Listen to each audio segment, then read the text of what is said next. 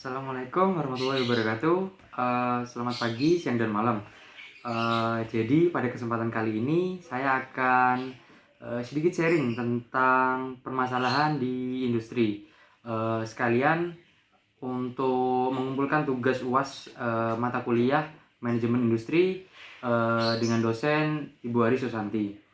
Sebelumnya perkenalkan, nama saya Bisma Indra Nugraha dengan NIM 18 19 10 40 10 70. Nah, sebelumnya kita bisa mengetahui dulu ya untuk persoalan yang terjadi.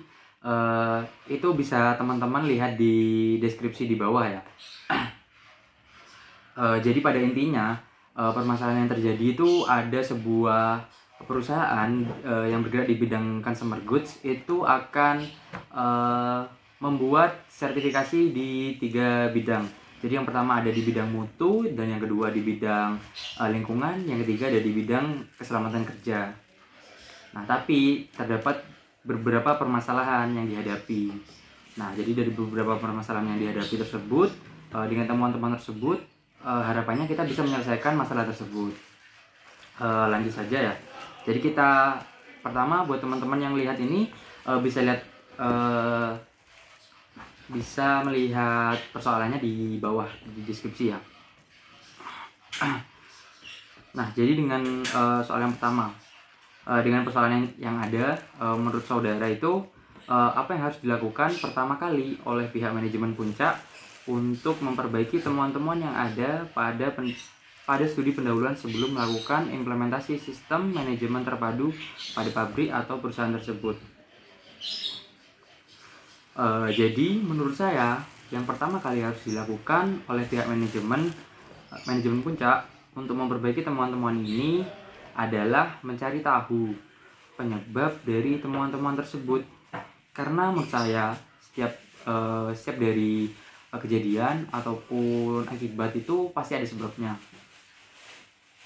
Nah, dalam case ini diceritakan bahwa perusahaan yang bergerak di consumer goods itu ingin mendapatkan sertifikasi di bidang manajemen, mutu, K3, dan lingkungan. Nah, sehingga tahap awal kita tuh bisa menggolongkan masalah-masalah itu atau temuan-temuan tersebut ke dalam tiga kategori itu, 3 bidang itu, yaitu di manajemen mutu, K3, dan juga lingkungan. Untuk yang pertama kita bahas di manajemen K3 dan lingkungan dulu ya. Karena menurut saya di bidang manajemen K3 dan juga lingkungan itu akan berdampak ke mutu. Pada intinya kita kan jika kita menjual consumer goods itu pasti kita harus mengatur mutunya itu, menjamin mutunya itu sangat baik. Nah, masuk ke bidang manajemen K3, di permasalahan ini dibahas bahwa kecelakaan kerja itu jumlahnya tinggi. Nah, itu akibat luka dan cedera. Nah, banyak pekerja yang mengalami cedera otot akibat kesalahan cara memindahkan barang yang berat atau pegal-pegal ringan yang dialami oleh karyawan bagian administrasi. Lalu selanjutnya adalah bidang manajemen lingkungan. Nah, di bidang manajemen lingkungan ini banyak kuesioner yang diberikan oleh perusahaan pada para pekerja yang menyatakan bahwa mereka itu sering merasakan penyakit yang sumbernya dari lingkungan, yaitu dari debu, gas, dan bahan organik di tempat mereka bekerja. Suhu dan tingkat kelembapan di tempat kerja itu kurang pemantauan. Jadi sebisa mungkin dari perusahaan itu harus melakukan audit kembali, melakukan cross check gitulah, dan pemantauan itu. Nah, selanjutnya dari bidang manajemen K3 dan lingkungan itu akan berdampak pada manajemen mutu. Nah, di manajemen mutu itu ada banyak penurunan mutu produk sehingga mempengaruhi penjualan produk yang cenderung menurun. Tingkat kinerja karyawan pabrik masih di bawah standar. Lalu ada tingkat penerangan pabrik yang masih di bawah standar juga. Ya, lalu tingkat kebisingan pabrik itu masih kelewat batas dikarenakan perangkat safety yang belum memadai. Nah, setelah kita menggolongkan ya, dari pihak manajemen Puncak sebisa mungkin meng-cross check atau menganalisa segala kemungkinan atau faktor yang dapat menyebabkan kecelakaan atau ketidaknyamanan di lingkungan kerja tersebut. Nah, permasalahan ini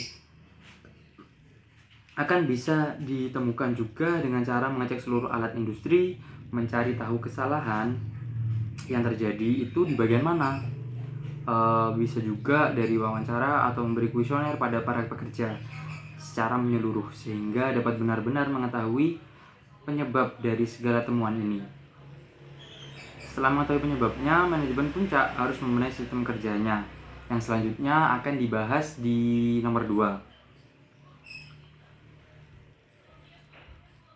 Lanjut ya. Jadi untuk pertanyaan nomor 2 adalah jika Anda direktur utama pada pabrik atau perusahaan tersebut, apa yang Anda lakukan untuk mengubah kondisi yang terjadi berkaitan dengan temuan-temuan tersebut?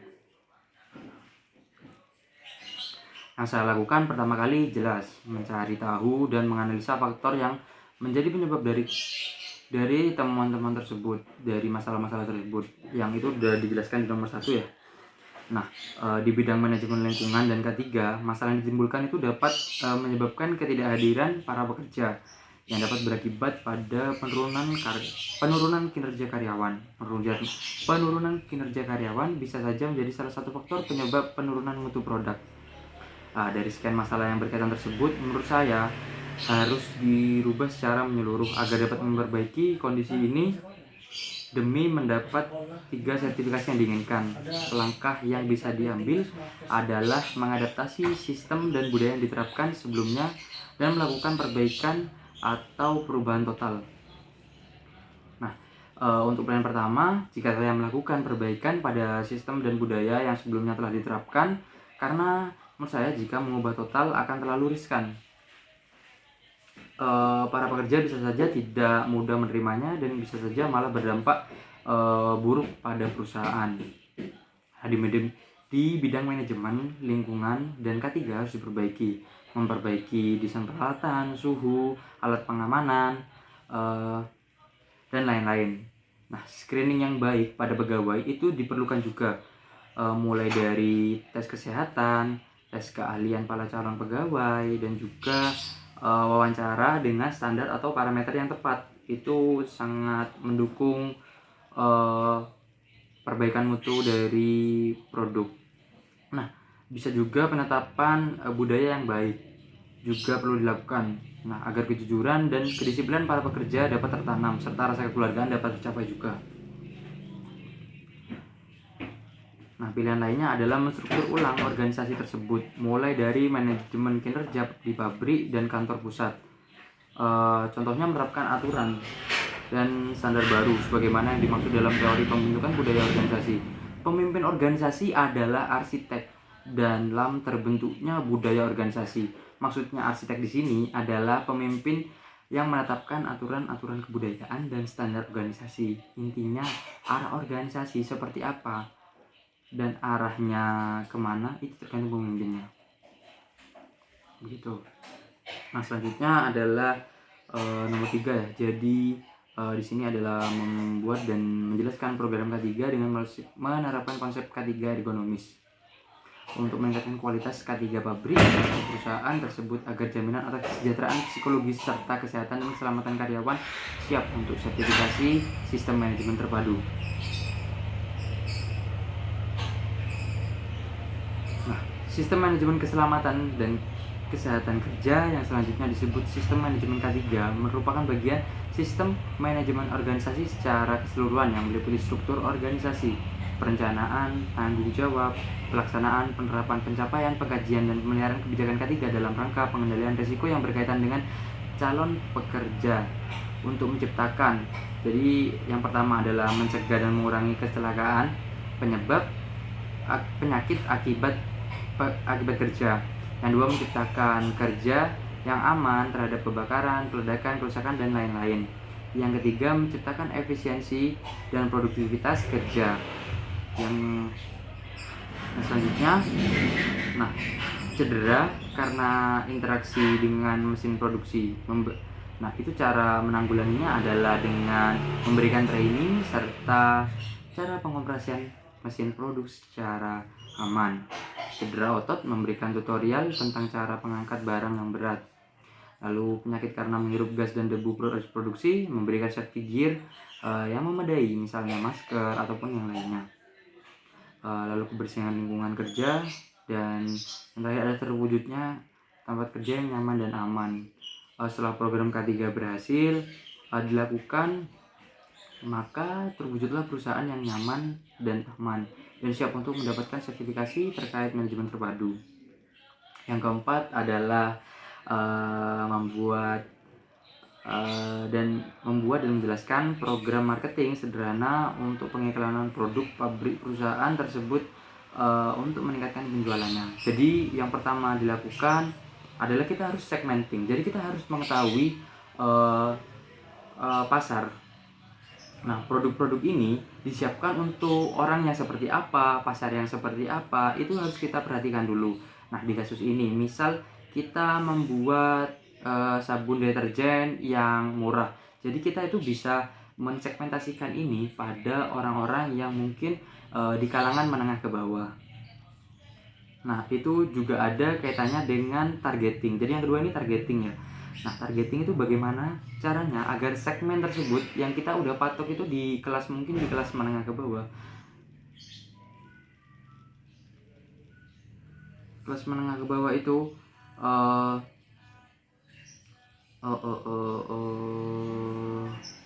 nah, bagaimana segmen itu dituju mau membeli produk yang kita buat. Misalnya kita membuat iklan di TV. Nah, itu kita harus cocokkan dulu sebelumnya ya, dari kalangan menengah ke bawah itu apakah masuk untuk segmen melihat TV, ya itu bisa masuk. Nah, jadi seperti itu misalnya.